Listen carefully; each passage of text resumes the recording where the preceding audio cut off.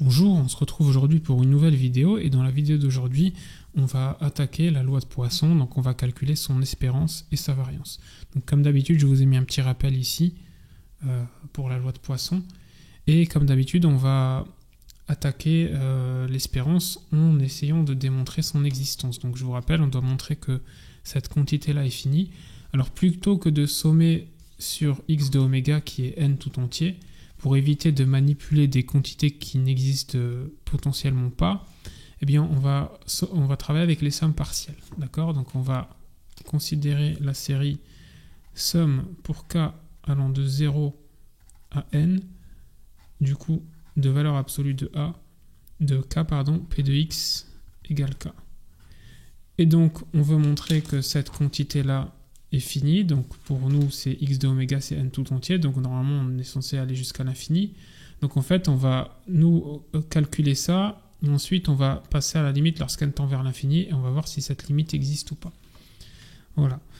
Donc on peut remplacer p de x égale k par sa valeur. Alors déjà ici, étant donné que k il varie de 0 à n, donc positif, on peut enlever la valeur absolue. Donc c'est la somme pour k allant de 0 à n de k, et p de x égale k, je remplace par la loi de Poisson. Donc c'est exponentielle de moins lambda k sur k factoriel. Bien, alors le exponentiel de moins lambda, il ne dépend pas de k, donc on peut le sortir de la somme. Donc c'est exponentielle de moins lambda. Et ensuite ici, le k sur k factoriel, on va le simplifier comme d'habitude, en brouillon. K sur k factoriel, vous savez bien que c'est en fait k sur k facteur de k-1 factoriel, et donc en fait c'est 1 sur k-1 factoriel, d'accord? Donc on va avoir la somme pour k allant de 0 à n lambda k sur k-1 factoriel. Bon, eh bien vous vous doutez bien qu'on va se ramener à la série exponentielle, et donc on aimerait bien avoir du lambda k-1 ici aussi. Donc on va sortir un lambda qui est en trop. Donc on écrit donc exponentielle de moins lambda, et donc je sors un lambda pour avoir du coup du lambda k-1 ici. Donc somme pour k allant de 0. Alors ici déjà on aurait pu remarquer qu'en fait la somme elle part de 1 ici, puisque pour k égale 0 on obtient un terme nul. Donc en fait ici la somme on peut directement la faire partir à 1. D'accord ? Donc ici, je peux la faire partir à 1 aussi. Et ici aussi. Et donc, on a lambda k-1 sur k-1 factoriel. Voilà. Et donc, on somme bien sûr jusqu'à n. Bien. Alors maintenant, ce qu'on peut faire, c'est un changement de variable pour se ramener, pour refaire repartir la somme à 0. Et du coup, se ramener à la série exponentielle, parce que je vous rappelle que la série exponentielle, on part de 0. Donc on va poser petit l égale à k-1. Alors lorsque k il vaut 1, petit l il vaut 0, et lorsque k il vaut n, petit l il vaut n-1. Donc en faisant ce changement de variable là, petit l il va aller de 0 jusqu'à n-1. Alors, quitte à renommer petit l en petit k, on peut tout simplement réécrire k, et donc k, il va varier de 0 à n-1. Donc en fait, ça c'est exponentielle de moins lambda fois lambda, et donc la somme pour k allant de 0 à n-1, lambda k sur k factoriel. Alors là, on reconnaît la série exponentielle. Donc lorsqu'on va faire tendre n vers l'infini ici, donc je vais prendre ça ici, et je vais faire tendre n vers l'infini ici, et je vais obtenir la série exponentielle. C'est-à-dire que lorsque n tend vers l'infini, ceci là, ce que j'ai encadré en rouge, ça va tendre vers exponentielle de lambda. Donc en fait, le tout, lorsque n tend vers l'infini, va tendre vers exponentielle de moins lambda, lambda exponentielle de lambda. C'est-à-dire lambda. Et donc, on a démontré de cette façon-là que l'espérance existe. Donc, bien sûr, en faisant tendre n vers l'infini, on vient de montrer du coup que cette quantité-là est finie. D'accord ? Puisque nous, on somme pour x de oméga. X de oméga, du coup, on avait dit que c'était n. D'accord ? Donc c'est bon, on a montré l'existence. Maintenant, en fait, pour calculer l'espérance, il suffit de reprendre exactement le même calcul sans la valeur absolue qui est là. Et vous vous rendez bien compte que lorsqu'on a fait le calcul, en fait, la valeur absolue, elle servait à rien, hein, vu que de toute façon, K, il varie, il est positif. D'accord? Donc en fait, on reprend exactement le même calcul, et donc on obtient l'espérance de x.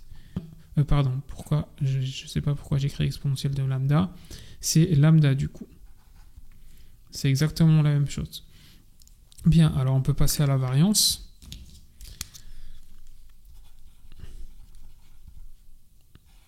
Voilà.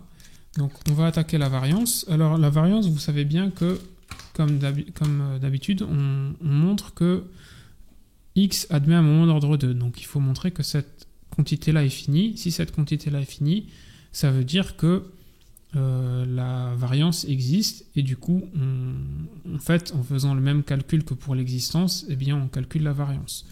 Eh bien, ici, pour changer un petit peu, pour varier un peu les points de vue, on va, en fait, plutôt que de montrer que on a le moment d'ordre 2 qui existe, on va en fait montrer que x, facteur de x moins 1, admet une espérance.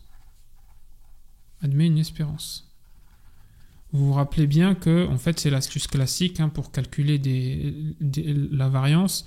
En fait, souvent, lorsqu'on essaie de calculer l'espérance de x carré, on n'y arrive pas aussi facilement qu'on le souhaiterait. Eh bien, la technique, en fait, c'est de calculer l'espérance de x facteur de x moins 1, et à partir de l'espérance de x facteur de x moins 1, on peut sortir l'espérance de x carré, et du coup, on peut déterminer la variance à l'aide de l'espérance de x carré. En fait, si x facteur de x moins 1 admet une expérience, eh bien en fait, ça implique que x carré admet un moment d'ordre 2. Donc x carré admet un moment d'ordre 2. Pourquoi? Eh bien simplement parce qu'il suffit d'écrire x carré, ben c'est x facteur de x moins 1 plus x. Donc nous, on a déjà montré que x admettait un moment d'ordre 1, c'est-à-dire admettre une expérience, donc ça on sait que ça existe. Si on arrive à montrer que x facteur de x moins 1 admet une espérance, eh bien on a montré qu'on a un moment d'ordre 2. D'accord? Donc ça revient exactement au même. Donc on va montrer que x facteur de x moins 1 admet une espérance, donc comme d'habitude on manipule les sommes partielles. Donc on va regarder la somme pour k allant de 0 à n de la valeur absolue de k facteur de k-1. Donc P de x égale k, bien sûr. Donc on peut directement remplacer par la valeur. Donc la valeur, je vous la rappelle, c'est exponentielle de moins lambda, lambda k sur k factoriel. Donc exponentielle de moins lambda, lambda k sur k factoriel. Bon, alors comme d'habitude, k il est supérieur ou égal à 0, donc la valeur absolue, en fait, elle sert à rien. Et la somme, vous voyez bien qu'en fait, elle peut partir directement de 2. Pourquoi? Parce que pour 1, on a ce terme-là qui est nul aussi. Donc pour 0, il y a ce terme-là qui est nul. Et du coup, on peut faire partir la somme pour k égale à 2. Donc en fait, ça va être égal à la somme pour k égale à 2 jusqu'à n de k facteur de k moins 1 exponentielle de moins lambda, lambda k sur k factoriel. Ensuite, on peut simplifier comme d'habitude le k facteur de k-1 avec le k factoriel, ça va se simplifier bien, hein, deux têtes comme ça fait 1 sur k-2 factoriel. Donc en fait, on va obtenir la somme pour k allant de 2 à n de exponentielle de moins lambda sur k-2 factoriel, lambda k. Alors on aimerait se ramener ici à du k-2 histoire de faire intervenir à nouveau la série exponentielle. Donc en fait, on va sortir lambda carré cette fois-ci. Donc on va sortir, alors le exponentiel de moins lambda, on peut le sortir pendant qu'on y est, donc c'est exponentiel de moins lambda. Du coup, on sort du lambda carré pour avoir ici du lambda k-2. Et donc on va avoir somme pour k allant de 2 jusqu'à n, lambda k-2 sur k-2 factoriel. Bien, ben maintenant à partir de là, on fait le même changement de variable que tout à l'heure, sauf que cette fois-ci, du coup, on va faire petit l égale k-2 à la place. Et donc ça va faire partir la somme de 0 et ça va la faire arriver jusqu'à n-2. Donc ça va être égal à exponentielle de moins lambda, lambda carré, somme pour k allant de 0 jusqu'à n-2. et du coup lambda k sur k factoriel. Alors comme tout à l'heure, on va faire tendre n vers l'infini. Donc on va faire tendre n vers l'infini. Ceci, ça va tendre vers quoi? Lorsque ici on a l'infini, eh bien c'est rien d'autre que la série exponentielle. Donc en fait, lorsque n tend vers l'infini, ce qui est en rouge là, ça tend vers exponentielle de lambda. Donc au final, tout ceci, ça va tendre lorsque n tend vers l'infini vers... Ça va tendre vers quoi? Vers exponentielle de moins lambda, lambda carré, et du coup exponentielle de lambda, c'est-à-dire lambda carré. Bon, on a montré l'existence du x facteur de x moins 1 admet une espérance, pardon. Et donc, c'est lambda carré, parce qu'en fait, si on reprend le même calcul, donc on peut calculer maintenant e de x facteur de x moins 1, du coup, donc c'est en fait sans les valeurs absolues, mais en fait on se rend compte que les valeurs absolues elles servent à rien, et en fait le calcul c'est exactement le même, et du coup l'espérance de x facteur de x moins 1, du coup on obtient que c'est lambda carré. Donc en fait si on résume, on a l'espérance de x facteur de x moins 1, et donc on a l'identité que vous connaissez bien, donc c'est e de x carré qui va être égal à e de x facteur de x moins 1 plus e de x. D'accord, il suffit de développer ici, hein, donc on développe x carré moins x, donc e de x carré moins e de x est égal à ceci, et donc on obtient ça. Donc on n'a plus qu'à remplacer par les valeurs, donc ici on a lambda carré, plus, et l'espérance, on a trouvé lambda. Voilà, donc ça c'est l'espérance de x au carré, du coup pour avoir la variance, il ne reste plus qu'à avoir la variance en appliquant la formule, c'est l'espérance de x carré moins l'espérance de x, le tout au carré. Et donc, l'espérance de x au carré, c'est ceci. Donc, c'est lambda carré plus lambda.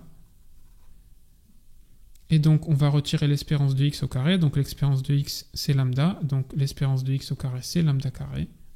Et donc, on obtient lambda. Donc, si on résume, on a obtenu pour variance lambda, pour la loi de Poisson, et pour espérance, c'est aussi lambda. Donc c'est facile à retenir. Voilà.